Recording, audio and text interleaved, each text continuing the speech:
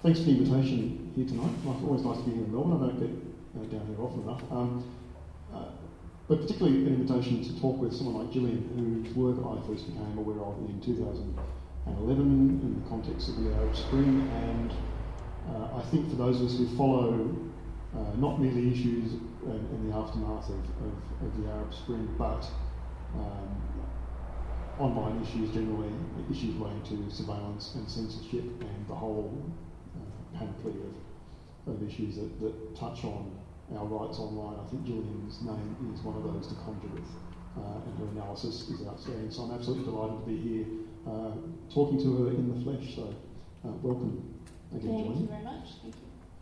What I want to start off with is to impose on you as currently American. You will not be at least resident there for much longer, but for those of us who haven't been religiously following what's been happening in the US in reaction to the revelations of arising from Edward Snowden, in terms of US courts, in terms particularly of what's happening with US Congress, can you just give us an update on the general kind of regulatory response to revelations so that we've got a sort of a clear idea of where things are going on that front?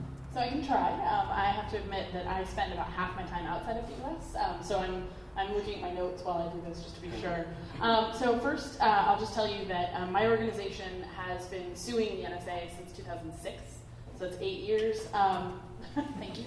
And that was originally around warrantless wiretapping. Last year in 2013, about I think September, so several months after the Snowden revelations, we and separately the American Civil Liberties Union, ACLU, also filed. Sorry, I am a bit ill. Also filed lawsuits against the NSA again. And unlike our previous one, this newer one is on First Amendment grounds, so around membership organizations like EFA and EFF, and the right to association. Now, so that's the litigation side. The other bits, and the part that I'm going to have the hardest time giving you the update on is, frankly, what's happening in the courts and what's happening with the legislation. Then I'll talk a little bit about what's happening in response with technology. So what's interesting is to watch the reactions from the corporations. And we've had some of the big corporations like Google get involved in the lobbying efforts. We've had these big rallies in Washington, D.C., partly organized by some of my colleagues that do our U.S. work. And those have also led to some organizing around pushing for better legislation and NSA reform. Now, unfortunately, it's a minority of politicians that share our views, or I assume your views as well, that this spying is disproportionate, that it's unnecessary, that it compromises freedom of association, freedom of expression, and privacy. However, right now I think that the one main piece of legislation that people are banking on is the USA Freedom Act.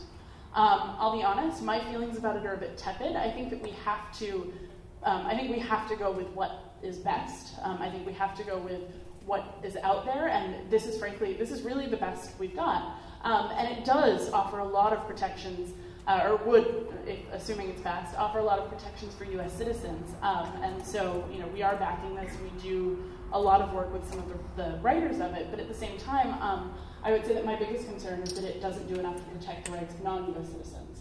And that's been, to be frank, a difficult battle in the U.S. My organization cares very much about both the rights of U.S. citizens and the rights of people all over the world to be protected from surveillance by the U.S. government and, of course, by your governments as well, but we have less control there. However, it's very difficult to get U.S. politicians to take that stance. And so that's been a big challenge. I would say the quick two other things. One is the technological response to surveillance, which has been enormous. It's interesting, just like I said, there's a bit of this dichotomy with the corporations that are both, whether knowingly or not, handing over data to the US government. On the other hand, the same corporations are fighting back against surveillance. It's very tricky to figure out what's really going on inside. And the same goes for the US government. So on the one hand, you have the National Security Agency conducting surveillance. On the other hand, you have the US State Department funding some of the technologies that we believe in, like Tor. And that really creates a difficult situation. But I think that they're funding them mainly for use outside the US.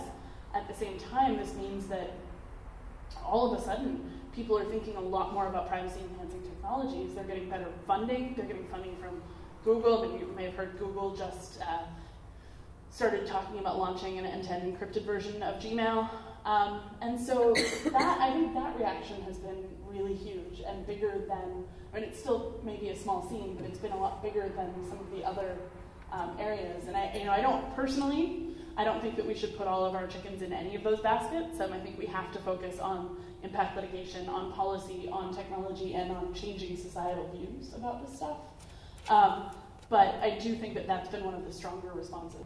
One of the aspects of the Snowden revelations that maybe I'm extrapolating from my own personal experience inappropriately here, but it's the steady drip of revelations means it's hard to keep up with each particular revelation, so that if you're out of the picture for a couple of days, you miss some important revelation about what the NSA is doing. Yeah. But I think we also kind of lose sight of the bigger picture. And what I wanted to ask you was, what do you think of the big sort of, to use the horrible word, takeouts from what we've learned over the last year about how the NSA goes about its business, and how the politicians and even the media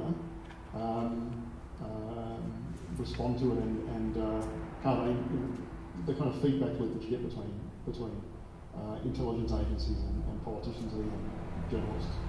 Yeah, so I think, let's see, that was a lot of different threads. Let me try to pull it together and say that, first and foremost, I firmly believe that what the NSA is doing is unconstitutional on a number of levels. That view is shared by a lot of our more liberal population, although as you probably know, the US is not a particularly liberal country these days. That said, our politicians, I think my view is probably shared by a very small percentage of them, and I wish that I had good numbers or statistics on how many of them have spoken up. But it's fairly small. We've got a few heroes. We've got Zoe Lofgren, we've got Ron Wyden, but even our heroes have to compromise at times, and we found the political aspect of this to really be lacking.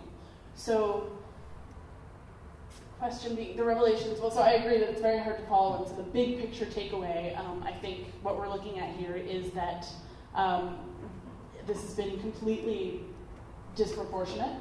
The government has not done anything to demonstrate why this is necessary. And that would be my challenge to them, is if you're going to collect data on all American citizens, and putting aside for a moment collecting data on citizens all over the world, which is another question, but also an important one. Nevertheless, if you're going to collect data on every citizen in the US, prove that that's necessary, and they can't. But the review panel set up by the President, in fact, explicitly said they're unable to find any events where mass surveillance was necessary. Yeah, no, absolutely. Look at I think the best example of this is the Boston Marathon, where we had a very horrific act of terrorism, where some of those people were actually under FBI surveillance. Presumably the NSA had all the data, and they were not able to prevent that. If they can't prevent that, where they're actually monitoring the individuals involved, then how are they ever going to prevent a random crime? Well, a better example I thought was the Las Vegas couple who went on a shooting rampage and actually advertised what they were going to do on Facebook. I'm not quite sure how more public you can be. And who met with up to 10 American journalists. There are a number of journalists that came out after and said, oh yeah, no, here's a picture of me with that person when I was interviewing them. Really? I want to ask you about, and drawing on both that and your current work, about what you see as the impacts of mass surveillance on a lot of the focus in Australia only tends to be on privacy. I'd like to see the debate shift a bit more toward the broader impacts, political impacts, social impacts, even economic impacts. In short, what sort of impacts, what sort of damage do you think mass surveillance does to a society that decides to embrace it?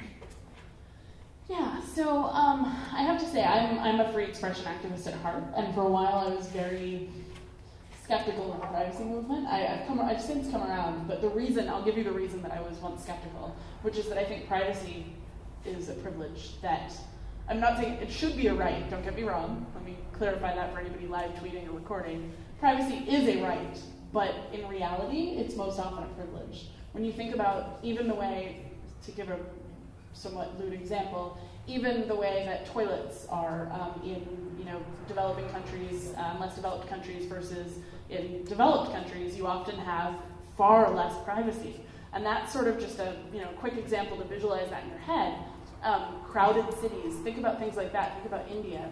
And so it's often occurred to me that privacy is a privilege that most people are not afforded. And that's always been true historically when it comes to poverty, the impoverished. And so, again, while I do think that it's a right that we should all have, I think that the discussion around it often obfuscates the discussion around freedom of expression and association, which historically are the rights that allowed our societies to progress to where they are now. And so I think that that's really what it comes down to for me. While I can't say it enough because I know that this is being recorded, and I know somebody in the office is going to be like, you don't believe in privacy. Privacy it's also never been important to me as an individual, which is another reason this is tougher. But nevertheless, while I think it's absolutely a right that we should all be afforded it, the impact of surveillance on free expression and association is so severe. The idea that historically there are movements, that all of the organizing around these movements happened through, I don't want to say illegal means, but by doing things that were not allowed to be said in public, by organizing in ways that were behind closed doors, women's rights, gay rights, all of these things happened because we were not being watched 24/7. And now that we presumably are to some degree, I really think that, I don't think our society is there at the point where we can just ignore that and say, oh, I've got nothing to hide, everything's perfect. Because it's not for a lot of people, and if it is for you, then you're in a really good spot. One of the arguments advanced by advocates of surveillance, and this was advanced by the head of ASIO earlier this week, was, well, we've made the decision so many people have made the decision to surrender their privacy via social media, and here's the poor government just wanting to do the right thing of protecting citizens. Why shouldn't it have the same information that people are so willingly sharing? And it's a facile argument, but there's a certain appeal to it, I think, to a lot of people, about this kind of the sense that, well, we have lost our privacy, and in a way that's devalued our perception of privacy. Yeah, but I think there's two bits there. And then I think I'm going to give you one other argument that the pro-surveillance folks use. So the two bits are, number one, consent. I consent, unfortunately, to Facebook taking all my data. I don't enjoy it, but I certainly do it willingly. I did read the terms of service. Everyone can read the terms of service, although I will note that they are not in the same number of languages that the platform itself is. So there are countries... How long are they, by the way?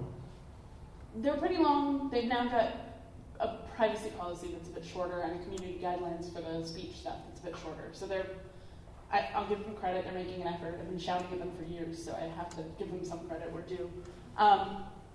But nevertheless, I consented to that. The second thing is, Facebook doesn't have a military. My government does have a military that drones people without due process. My government now murders its own citizens in foreign countries with no due process. I mean, just absorb that for a moment.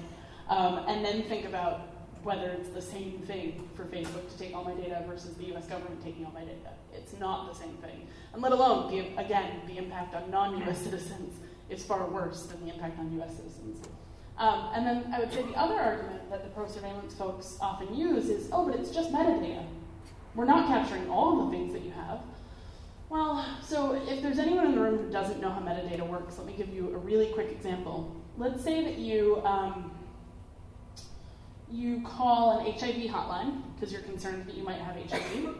You call your doctor, and you do this at 3 o'clock, this at 3:45.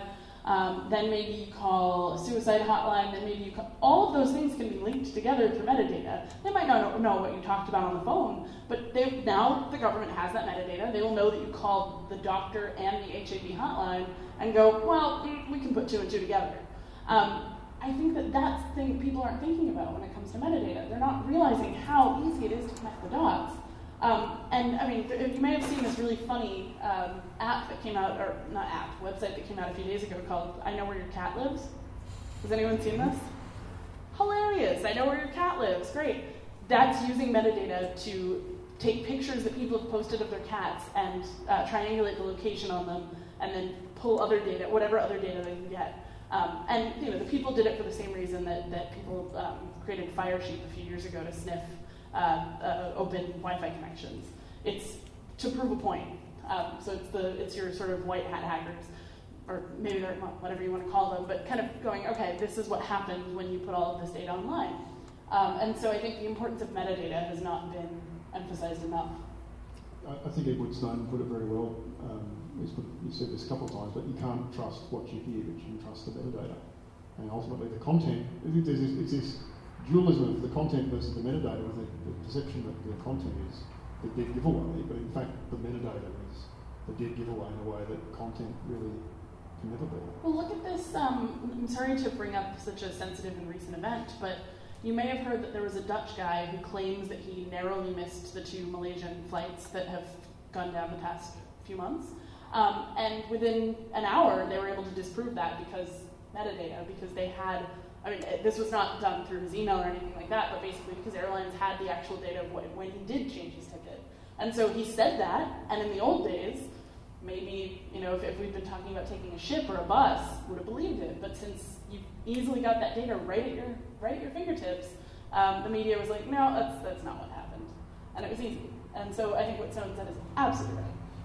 The thing that I suspect we don't think about enough, and I'm guilty of this myself because I write a lot about this issue, is even if we take a step back, there's metadata that governments may well have under control if they move to a data retention regime.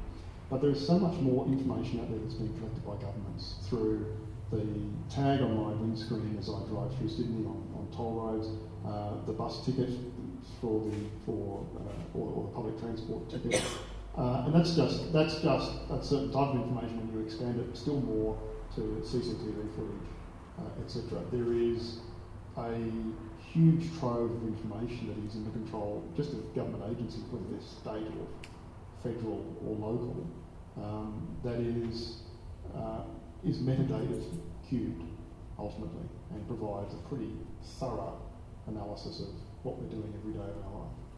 Yeah, and some of that metadata has in the US, especially the toll roads thing, has been used to catch. There was a case where from your little toll thing, we've got those two, it was used to catch a murderer in one case because they had narrowed down the suspects and they were able to prove that this person had driven through this toll, and whatever it was. But so, you can see how, in that case, glad the murderer was caught, for sure. But nevertheless, you can see how easy it is to triangulate that data and catch, let's say next time it's not a murderer, but a labor organizer. Or a whistleblower. Or a whistleblower.